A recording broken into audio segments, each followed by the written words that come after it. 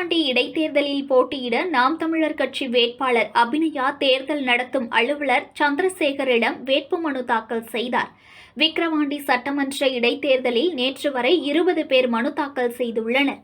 இந்த நிலையில் இன்று நாம் தமிழர் கட்சியின் சார்பில் வேட்பாளர் மருத்துவர் அபிநயா விக்கிரவாண்டி வட்டாட்சியர் அலுவலகத்தில் தேர்தல் நடத்தும் அலுவலர் சந்திரசேகரனிடம் வேட்புமனு தாக்கல் செய்தார்.